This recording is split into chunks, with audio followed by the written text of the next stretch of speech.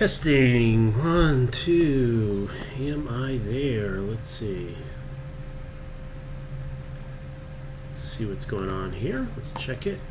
Does it excellent connection? We are live. Okay, that's very good. All right. Well, welcome to the live stream. Today, gonna talk about, we had our inflation numbers come out today. CPI was reported. Much anticipated number. Everyone hoping that the inflation will go down, so it won't cause issues for the economy. But let's kind of see what happened. So what I have over here is I have the data. This is the data, the CPI data. I'm getting it from the St. Louis Fed, and here's the update from today. 266.8, and so of course how you do this is you want to look at really the year-over-year change. So this is your CPI A blah blah blah, that's the series, and then here's the year-over-year. So here's the year-over-year percent, year-over-year edited. So what I have is I have on this chart, like in my this is inflation is not due to base effect. I talked about this, but what I did is I basically said, hey, look, here's the inflation data. We know that we have this dip, and everyone keeps like to refer to this dip. You see this blue line? This is the unedited CPI data, right? And so everyone likes to think that, hey, the reason we have such high inflation right now is because we're comparing it to this dip, and therefore, this dip was so much lower that it's making all the inflation numbers look high. If we were comparing it to a more normal curve where you didn't have a dip, then the inflation would not be so high. Of course, the thing is, it's essentially like super dumb. It's like really easy to do that ourselves, and that's what I did. I mean, it's not like rocket science. It's like, hey, this thing called interpolation. All we do is we plug our formula here. We can pick the points. So what I have is edited, okay? So what I did, instead of the dip, I took this is the anchor and this is the anchor, the point before and after, which were points that were not affected by the, what I call the, the cough, the cerveza sickness, right? And I use those as the anchor to interpolate. And all I'm doing is interpolating a straight line. Then if we do that, when we go ahead and compare our year-over-year numbers for the edited, so basically I have the unedited year-over-year change here, so it'll use the unedited data. And then here, the edited, where I just created a straight line between those points. You can see it here, the year-over-year change. So what you can see is, if we look at our data here, like today was reported at 5%, so a little bit of rounding, but and the previous one was 4.2%. So this is a year-to-year total inflation. So you see that it's really skyrocketed.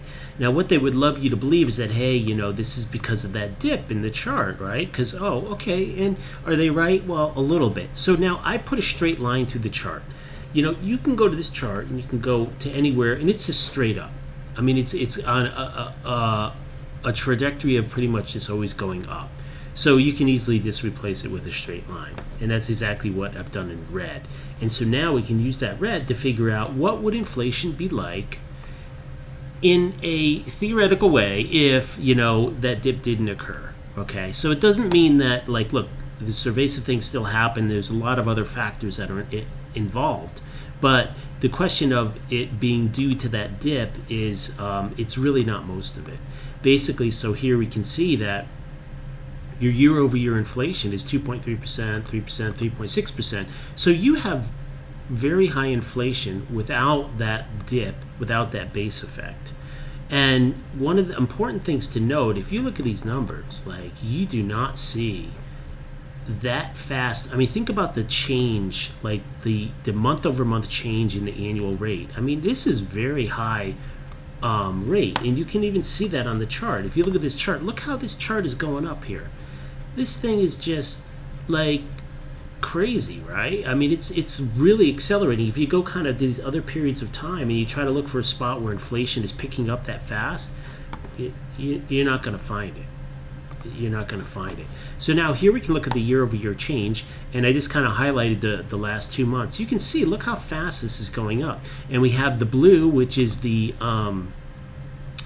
which is what the reported numbers are because of the dip. And you can see that in the red is the modified one. So yes, that dip from a year ago added approximately 1.3% to the year-over-year inflation, 1.3%. But still, it still went up 3.6%, irrelevant of that dip. And so this is really the kind of thing that I've been trying to highlight, and people call this base effect and all this stuff, and it's like, it's really not. It's really not. This inflation is due to something else. Now, what's going on there? Like, you can only speculate, right? We know that we've had a lot of stimulus. We know we've had a lot of transfers, government transfers of funds and stuff. And all you can do, you can kind of put like an Occam's razor kind of thing. Well, what's the simplest explanation? The simplest explanation is most likely that, yeah, this is because of all that money. You're handing people money, and there's more people that aren't working, and so you have less supply of goods, and you have more money chasing fewer goods. The prices are going to go up. I mean, you had in the data from the last month, you had like prices of cars go up 10% in a single month. That's like crazy. That's crazy.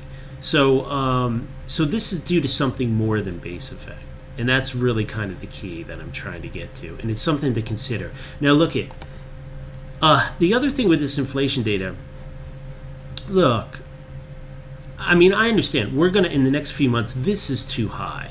And this is not really sustainable. You have to understand that, like, this thing holding these type of inflation at this rate is highly unlikely.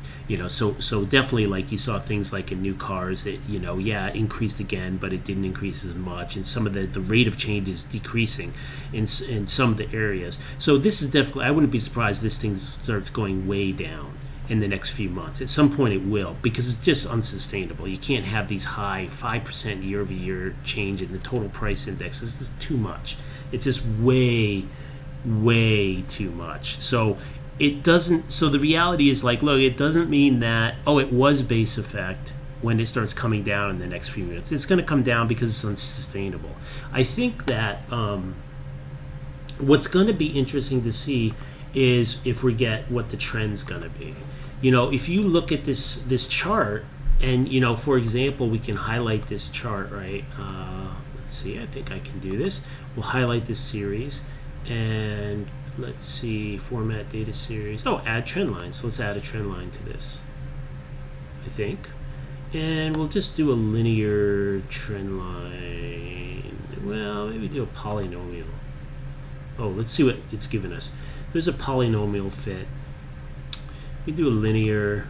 They're all very similar. We'll just do linear straight.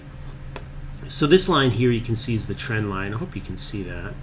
I wonder if I can change that to something. I'm going to try to change it to, no, that wouldn't be really, well, it needs to be like a red kind of thing.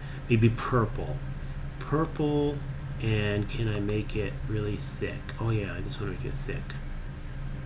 Okay, so this purple line, this is the trend line. And so you can see, like, in this linear fit, like, overall you have this trend, but there's something to note. Look how fast it's pulling away from this long-term trend line.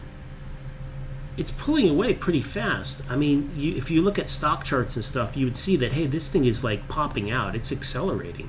So this, even though, like, what you're going to see is you're going to see a change in the trend, basically. So if I go add trend line, what we could do is we could do a little more, kind of do a little more polynomial. We could, I have two trend lines, okay. Okay, we could do with a little higher order, do a little higher order trend line, see what that looks like. Yeah. And we could highlight that guy, and we could take that guy and make him really thick. Okay, it's that one, and then I take this guy. Let's see, can I get it? And delete it. Okay, good. Yeah, so here, so basically the point is, you can see that this trend line here, this is accelerating.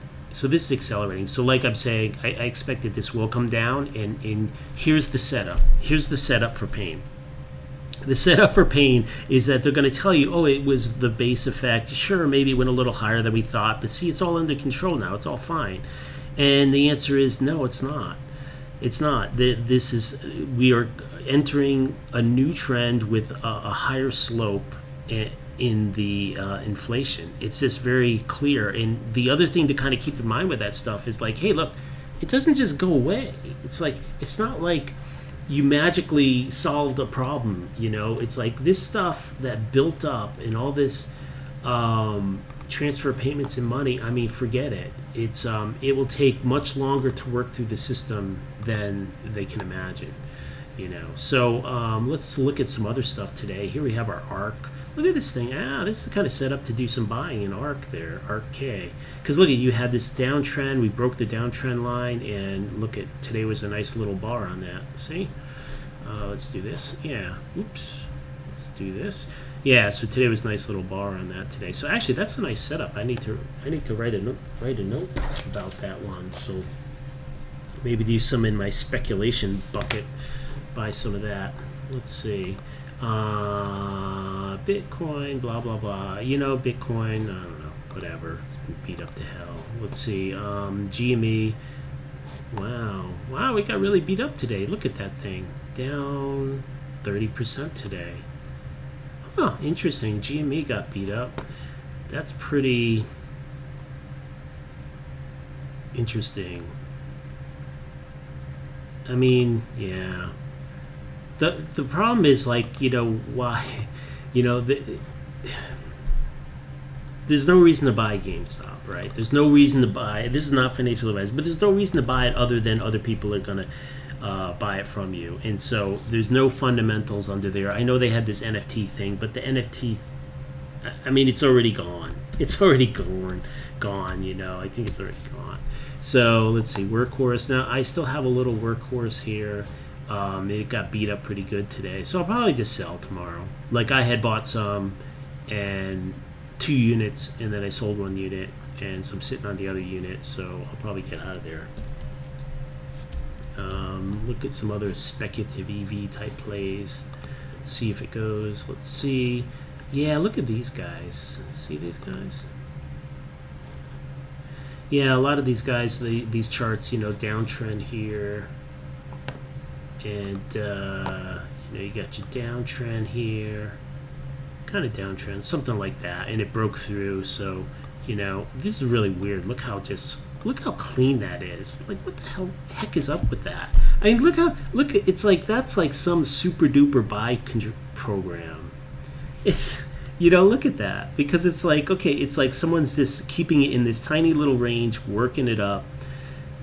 Really, on not much volume either. So that's very, very interesting and odd. So that's it for that one. But yeah, so actually RK, so that's an interesting one. I'm gonna look at that. See, you kind of have it on Tesla too. See, Tesla is a little worse, I think. But downtrend, same kind of thing, kind of little W here, kind of ascending up and pushing, but it's below that moving average, whereas your ARC oops, let's see, RK is, it's right at that moving average. So you see, it's got that, once again, if you were right. So yeah, let's look at this one again. So let's just do a basic, like, little bit of kind of technical analysis on this thingamajigger here. So here we are looking at this RK. So here we have this downtrend line, right?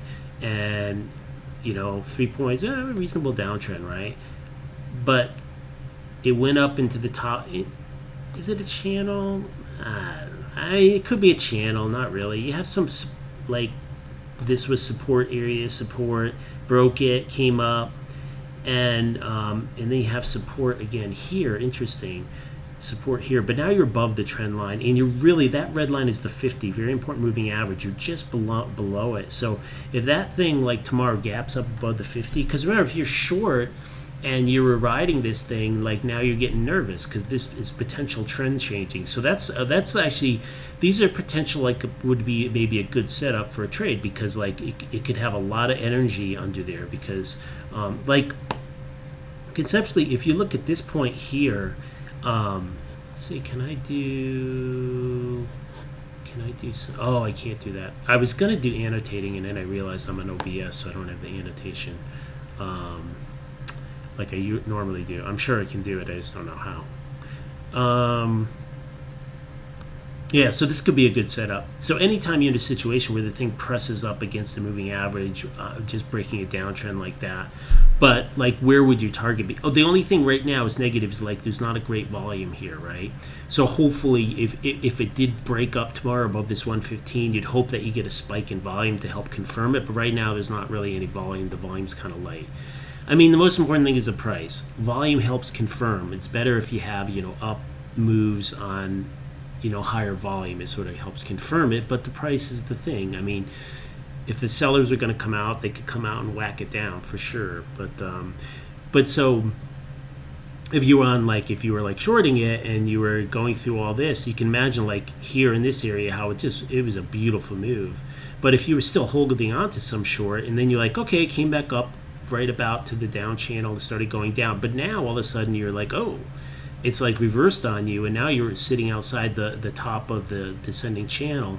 So that would make you pretty nervous if you were short, especially because think about it. If you were here, like maybe you had gone in here or maybe here, you're giving up a lot of gains. You're giving back a lot of gains. So, that's why that could potentially be a good setup. So that's kind of interesting. I'm going to check that thing out tomorrow. I might have to even wake up early and try to do pre-market just to see what is going on.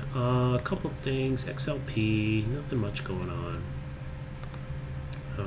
SPY, this thing is just, I mean, it's kind of flattened out a little bit, but really no big deal. Silver, what's silver doing? Silver is just, it's nice. It's in a little bit of an uptrend. Well, it's still kind of big consolidation. It's almost like, let's see, we need to use a weekly chart here. Yeah, let's see. Yeah, so you have, it is kind of uptrending, but slowly. But I mean, it's still just because it got so extended back here, and this time it got so extended, and then basically sort of a big consolidation. Hard to say. And then our gold. What's going on with our gold? Yeah, see, gold is setting up. I saw people talking about this. You have the 10 crossing the 30 week. So you're kind of getting set up here for potential, golden cross, potential golden cross. So, yeah, like if I look at look at the yearly, let's see what's going on. And we're not there yet. See, we're not there yet. So this is the red is the 50. So the 50's coming up. And the 200 is this green dotted line, this big thing. So you can see that they're pushing up. It's getting close. It's getting close to cross. But on the other hand, to keep in mind that, it's coming up into resistance. So you wouldn't be surprised, right? Because there's a lot of, well, let's see. Let's annotate this thing and see.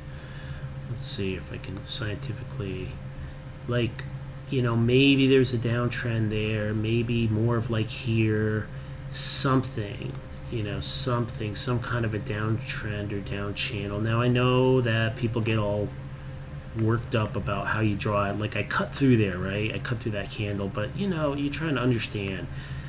The more points, the better. This is just like a week that was really out of bounds. You're looking for information, and this kind of tells you more. So it kind of really indicates here. That we've kind of broken this down channel, so we have this put in a low, kind of like some of these other charts too, where it's just like the down channel is broken and it started going up. So that's interesting too.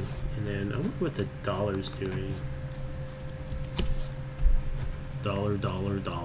So the dollar, as measured by the UUP. Maybe I'll look at the real. I think this is going to be a cash settlement. This would be the Dixie, I think. Want a weekly. So you can see like the dollar is, over here it's it's kind of putting low here. but it's got a lot of resistance at this 93, 92, 93 area here. So there's a lot of resistance there. You kind of just wonder if it needs to put more time in and just a base and build a base before it can start to move higher, if it was going to move higher. And then let's look at the yields. Now, yeah, see, the yields are really coming off right now, and so that's kind of good. But if we look at the bonds, the TLT, the inverse of it, you can see, yeah, wow, look at that. You have this, well, it's on a weekly chart. So on the weekly, I'm doing a weekly chart here. So, we really looking to be a really big week, a really big week on that. So that's basically what's going on. Yeah, so the bond prices are going up. So, that's kind of a relief, I guess. So let's see, you kind of put in sort of a W, and now we're going, and then the question is, well, how far it will go? Who knows? You don't know, but you start seeing resistance here, excuse me, up in anywhere in these ranges. You're going to start seeing resistance at 150.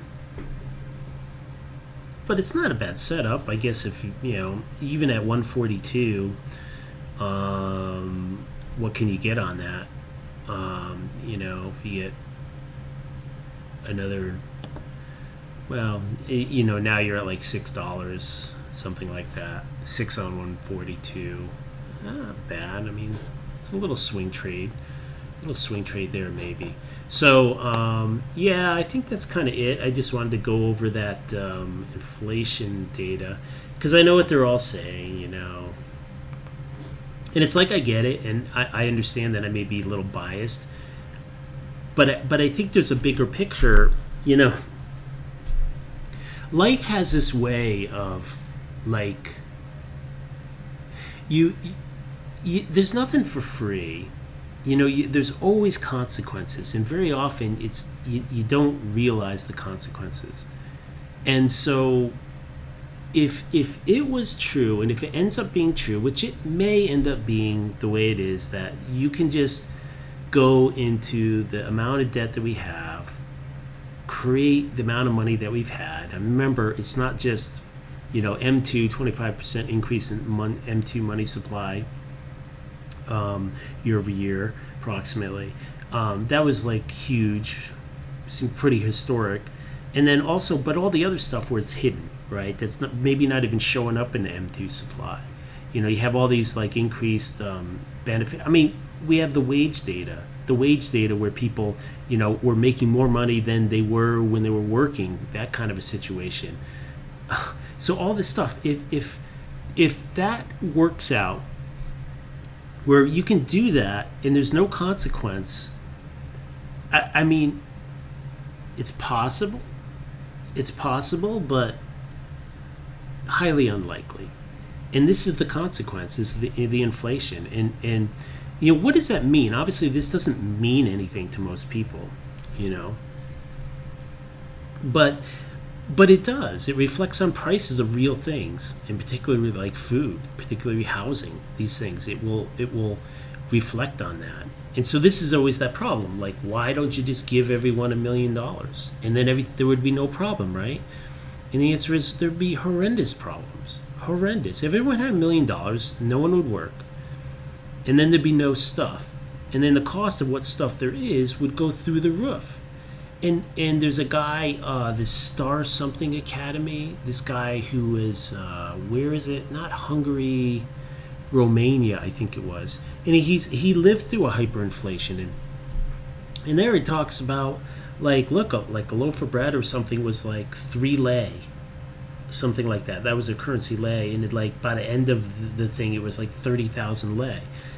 And he was really pointing out, like, look, your salary didn't go up from the equivalent from 3 to 30,000. Your salary was the same. That's why people you're just poor, because your salary will not go up to meet that. Now, in the U.S., we're really lucky because we have the reserve currency. So we're just lucky. We have this exorbitant privilege because people still need dollars. It is the world reserve currency. You need dollars for all this stuff, and many countries are trying to get around it, et cetera, but they still can't completely get around it. They still need to use the dollar. And I guess from a moral perspective, and I know this sounds really messed up to people, but from a moral perspective, you know, it would just seem to be if we were just a little more responsible with that, because if you're the world's reserve currency and you're not acting responsibly, because remember all this money that's going out, what's happening with this money? Well, it's going out, it's causing these inflation, but also it's going to other countries too. I mean, all these dollars are piling up in China, other places, other parts of the world, and this has been something that is not talked about a lot. But a lot of the things, the Arab Spring, all the stuff that happened. I mean, there is a lot of stuff with like food prices ended up getting. And I'm not saying there was some deliberate thing, but you print a bunch of dollars or a bunch of reserve currency, and things get messed up. Things get out of control, and if the price of food goes up, you will quickly have instability. You'll have a crisis on your hands, and so there is no free lunch. I mean, how do you really want to make a society work? Well, you have to bring people up. People have to be able to. It's the exact opposite of everything we're doing right now. You have to make more people self-sustainable, be able to sustain themselves. That means they have to be able to produce for themselves. They have to be able to contribute so that they can take care of themselves and their families. And what we have is the exact opposite. In this country for decades now, we've been doing the exact opposite. We create programs, this, that, and the other thing, and they're all well-intentioned to try to like help. Well, if someone doesn't have a job and they have no money, well, we have to provide them something. Okay, fine. So you want to help and you do that. I get it. But the problem is, it's like in human nature, it's a huge problem, because at some point there's this, and it's not even people deliberately doing it, and they're not doing it with malice. It's just like, okay, well, I'm taken care of, and we by nature as humans, we always just get into a situation where we get comfortable, and when we get comfortable and not challenged, we just kind of like sink into the couch, and we just sink into it. And so what happens is, if you took our society from whatever the 50s, and you said there was 1 out of 1,000 that needed like full support to take care of themselves, and now you add more programs, well, there should be less, but that's not what we have, right? I mean, you could look at this, people on food stamps, all this stuff, it's just been increasing. So it's like, okay, so we need more programs for food stamps, but the problem is, isn't it just making it worse? And that's the question. So if at some point you get to a point where you have a society where like half the people, or a large enough number of people, can't take care of themselves, and they have to live off the other group of people, and it just becomes unsustainable, and then no one can take care of themselves, and then things just implode. And that's kind of the direction that we're going in. And so once again, behind all this stuff, there's actual real limits to goods, right? There's real like limits to resources, and all the money in the world you print isn't going to resolve that. It's not going to do a dang thing. So I think I ranted on enough for that. So if anyone is actually there in the live stream or watching this, thank you for tuning in. And you know what I'll do is I'll just say one other thing too. I really, like, I get it. Like if I watched not Star Wars, but I'm thinking like Star Trek, and you're thinking like, well, how would you create a society? Like, and I know there's and I do respect like the libertarian point of view. I think that, if we had more of that, like, it's, from my perspective, it's not practical, right? But if we had a little more of that, if we tried to build people up and have people take care of themselves more, we'd all be better off. And that would be the society. So my view is like, right now, if you took the model, if you took spiral dynamics model, and you have these different things, whatever, red, blue, orange, yellow, green, yellow, and then turquoise. And basically this is like it's just a model of human development. And, when you say someone's like a green, or, Greenpeace or a greenie, what are they? Well, it kind of refers to green environmentalism, but also refers to that stage of development. So it's an important stage. So in our culture, we have a lot of green people, so they're very environmentally and socially aware, and they're trying to help, and they're seeing a bigger picture. So of course this is actually a positive thing. in general, but there's a lot of downfalls to it. Now, previously, there's still have a lot of people that are blue, and blue would be, something bigger than yourself. Probably the peak of blue, I don't know, but maybe the world wars, because it's both that you do something for the greater good, which would be your country or your God or whatever that is, and so that would be more blue. And then we have orange, people that are orange were more personal achievement, business, that type of a thing. And so we have some of the orange, we have blue in our country, and these are just broad classifications just to try to understand people's perspective. It's all about perspective, right? So if I'm trying to understand, it's like, okay, I get where you're coming from. If I think, Laura, you're like a green, I get where you're coming from, and so I can appreciate that. But one of the problems with green is that, like, there's a lot of talking, there's a lot of ideas, but there's not a lot of like practical stuff. Like, you have Greta Thunberg, makes great speech and everything, and I'm sure it was a great speech, and like, hey, she's like a kid and she's able to speak at the UN and do all this stuff. Like, okay, fine, but it's not like a real solution. Like, if you focus on, you have to like work on the whole situation. Like, if you say environmental is the problem, climate change is the problem, okay, fine, but how are you going to like deal with that? You can't just invoke a Green New Deal. You can't just like, oh, well, we're just going to shut this all down, and then you're going to have millions of people starving to death in many countries of the world. Like, it just doesn't work. So you have to, and that's the problem with green. And so the only thing I'm saying relative to this, I don't have the answers, right? I don't have the answers, but I can tell you this, that in 100 years, if we have evolved and we have continued to grow as a species, like, it's very tough because we go back. We tend to go maybe a step forward and we go a step back. Sometimes we go 2 steps back, and it's this very rocky road. But, 100 years, are people going to be... and let's say we do advance, do you think we're going to have this absolute focus on, like, hyper focus on racism and calling people out and all these things that we're doing? And the answer is no, because that's like, it's not the solution to anything. Are we going to have like a green? No, we're not. We need, if we want to solve problems with the environment, you need all hands on deck, right? And so you need government, but you also need business. You need that. Like, is business going to go away? No, it's not. What is it going to look like? It's not going to look like this at all. And so, like, in many ways, like, after, the Trump presidency, things just went like it. And I won't say much about that because it's just so hyper focused, but I think the response has been worse than, the cure has been worse than, the disease in that respect. You know what I mean?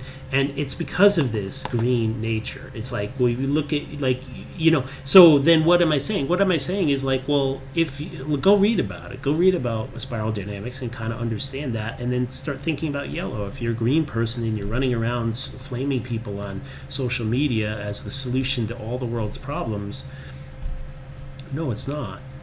No, it's not. I mean, I don't have the answer, but I know enough to know that that's not the answer. And so maybe it's worth looking at growing and looking to, like, what would looking at a yellow perspective be? At a higher perspective, trying to absorb the green perspective, the blue perspective, and even like tribal perspectives, and put that all together. How do you make something work? How do you, like, if you deal like with climate change, global warming, whatever, well, how do you deal with that? Well, you're not going to do the things that you think you're going to do. You'd have a mix. You'd have, like, basically the best person on this right now is probably Elon Musk and his carbon capture thing, because it's already too late. There's nothing you can do. You have to do carbon capture. There's just no way. And it's funny when you hear some people talk, they don't like it because it empowers, like, the continuation of the fossil fuel. But the problem is, it's like retribution. It's like, if we had enough carbon capture in a reliable, safe way so that we could still burn oil like we are now, then what would be the problem? There wouldn't be a problem. There literally wouldn't be a problem. And I know that that's what the oil companies would think, and they're thinking, like, that's what we hope it is. But the thing is, there's certain environmentalists that angers them, and it makes them so mad and so triggered that they couldn't accept that, even if that was the right thing for the environment, even if that actually resolved that in addition to the other pollutants as well. But if we had resolved all that with technology and everything, there would people that still be really angry because they just can't accept it, right? And so when you're dealing with something and you're really, really angry, you're not coming up with a solution that's even moving the needle in a productive way.